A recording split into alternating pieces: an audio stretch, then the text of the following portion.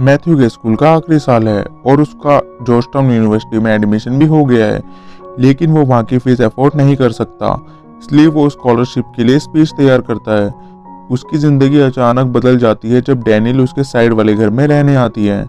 Matthew अपने room से उसको कपड़े उतारते हुए देख रहा होता है और तभी वो उसको देख लेती है।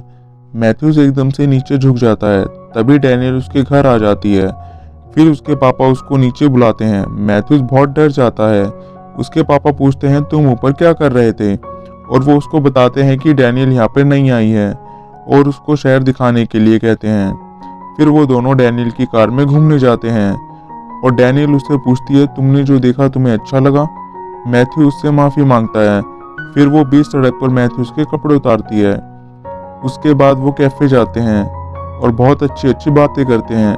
अगले दिन डैनियल मैथ्यूज की क्लास के बाहर आती है और वो दोनों क्लास बंक करके घूमने जाते हैं। रात को डैनियल मैथ्यूज को चोरी से एक स्विमिंग पूल पर लेकर जाती है और वो किस करने ही वाले होते हैं, तभी मैथ्यू देखता है वो घर उसके प्रिंसिपल का है।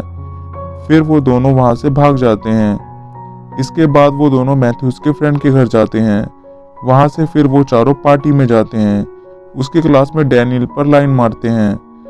मैथ्यू को डैनियल से अलग करने की कोशिश करते हैं और उसको पार्टी से निकाल देते हैं। मैथ्यूज हिम्मत करके डैनियल के पास जाता है और उसे किस करता है। मैथ्यूज अगले दिन बहुत खुश होता है और उसकी दुनिया अचानक से हिल जाती है जब उसका दोस्त इलाई उसे डैनियल की एक पॉन्ट क्लिप दिखाता है। फिर इलाई कहता है कि डैनियल को रूम पे ले जाओ, पर मैथ्यू कहता है कि मैं उससे कभी नहीं मिलने वाला। इलाई कहता है कि मेरे लिए ले जाओ। अब मैथ्यू उसके पहले की तरह नहीं देख रहा है। इलाई की सलाह पर मैथ्यू डैनियल को रूम पे ले जाता है। वो डैनियल के लिए दारू भी लाता है ताकि उसके अंदर का पॉर्न स्टार बाहर आ सके। वो समझ जाती है कि मैथ्यू को उसके पास्ट के बारे में पता चल गया है। वो गुस्से में वहाँ से चली जाती है और रिश्ता ख़त्म कर देती है। अगले दिन मैथ्यू डैनियल के घर माफ़ी मांगने जाता है और कहता है मैं सिर्फ तुम्हारी परवाह करता हूँ और मैं चाहता हूँ कि सब पहले तरह हो जाए। तभी वो वहाँ कैल को देखता है जो कि प्रोड्यूसर है। फिर डैनियल कहती है कि हम इसके बारे में बाद में बात करेंगे। फिर वो तीनों स्ट्रिप क्लब जाते हैं। फिर मैथ्यूज पूछता है कि तुम दोनों एक दूसरे को कब से जानते हो। डैनियल बताती है कि वो दोनों एक साथ हैं, काम करते हैं। फिर कैल बताता है कि वो दोनों पहले ही साथ भी रह चुके हैं। मैथ्यू कैलो उसके स्कूल के बाहर देखता है और उसकी क्लास की लड़कियों के साथ बात कर रहा होता है। फिर कैल उन लड़कियों से मैथ्यू और उसके दोस्तों की तारीफ करता है। वो लड़कियां कैली को उनकी फ़ोटो खींचने के लिए कहती हैं, पर कैली उन्हें इग्नोर कर देता है। कैली कहता है कि इन लड़कियों की तो फुटबॉल वाले लड़कों के साथ वीडियो बननी चाहिए। फिर वो उसके साथ बैंक जाता है और Kyle as a student adviser introduce करवाता है। वो देखता है कैल कितनी आसानी से किसी के साथ भी फ्लर्ट कर लेता है। डैनियल को लगता है कि वो अपनी अतीत से कभी नहीं बच पाई, इसलिए वो कैल के साथ वापस वेगस चली जाती है।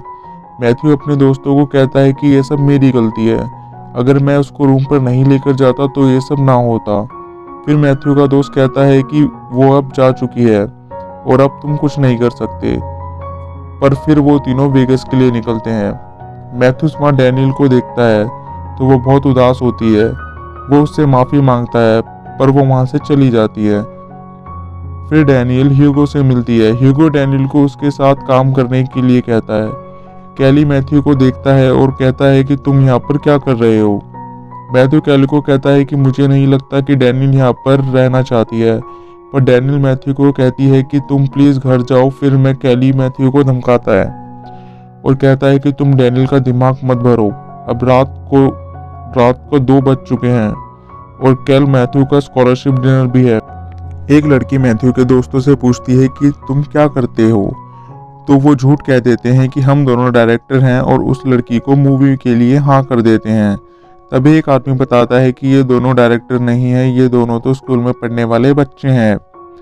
फिर उस लड़की का बॉयफ्रेंड उन दोनों के पीछे पड़ जाता है। उसके बाद मैथ्यू डैनियल के पास आता है और कहता है कि मुझे पता है कि तुम कौन हो, और उसको उसकी बनाई एक ड्राइंग देता है और वहाँ से चला जाता है। ये वही ड्राइंग होती है जो डैनियल ने कैफे में बनाई होती है।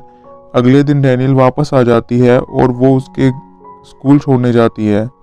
फिर मैथ्यू डैनियल से प्रॉम में जाने के लिए पूछता है और वो हाँ कर देती है। आज रात को मैथ्यू को स्पीच देनी है और वो बहुत नर्वस है क्योंकि उसको पता है अगर उसको स्कॉलरशिप नहीं मिली तो वो जॉर्जटाउन यूनिवर्सिटी में नहीं जा पाएगा।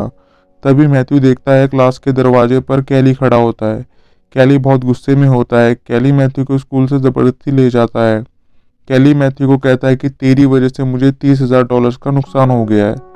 फिर मैथ्यू कहता है कि वो धीरे धीरे दे देगा, पर कैली उसकी बहुत पिटाई करता है और उसे ड्रग्स देता है। कैली मैथ्यू को कहता है कि मैं तुम्हें छोड़ दूंगा, पर तुम्हें ह्यूगो के घर से उसका अवार्ड चुराना होगा।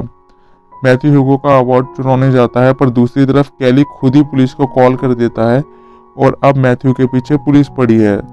फिर मैथ्यू कॉल करके अपने दोस्तों को बुलाता है, पर मैथ्यू अभी नशे में है। मैथ्यू नशे में ही स्कॉलरशिप डिनर में चला जाता है। वो नशे में बहुत सी उल्टी हरकतें करता है, क्लासमेट को किस भी कर देता है। वो नशे में भी बहुत अच्छी स्पीच बोलता है, पर उसको फिर भी वो स्कॉलरशिप नहीं मिलती।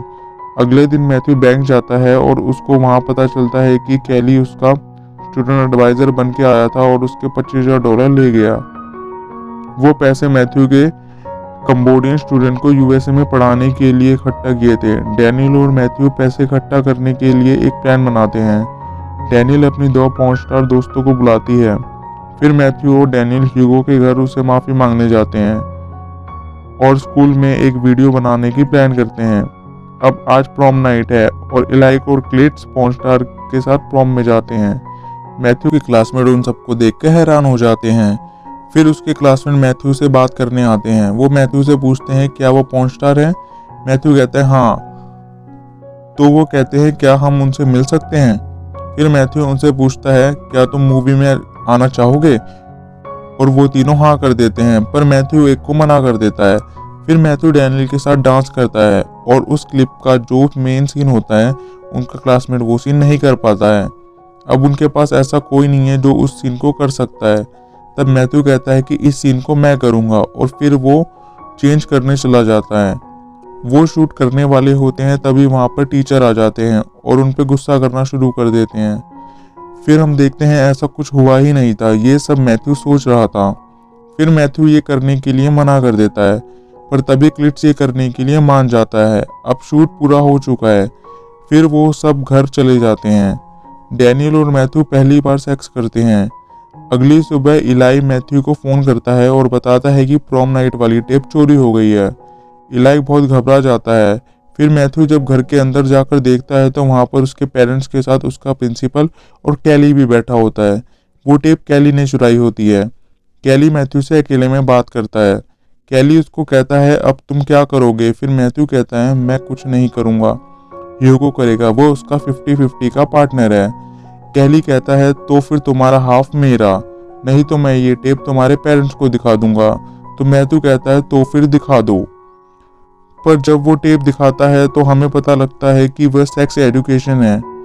ये देखकर कैली हैरान हो जाता है और दूसरी तरफ मैथ्यू के पेरेंट्स और प्रिंसिपल खुश हो जाते हैं। फिर मैथ्यू हमें बताता है कि वो हमेशा याद रखेगा अपने दोस्तों को, अपने बिजनेस को, अपने स्टूडेंट एडवाइज़र को, उसका मतलब होता है कैली को, सैम नाम को, इलाई की हरकतों को, क्लिट्स के उसके मूवी में सीन को, और हाँ डैनियल को। तो ये थी the girl next door movie की पूरी कहानी। IMDb पर इस मूवी की रेटिंग है 6.7। उम्मीद करता हूँ आपको ये वीडियो पसंद आया होगा एंड थैंक्स फॉर वॉचिंग।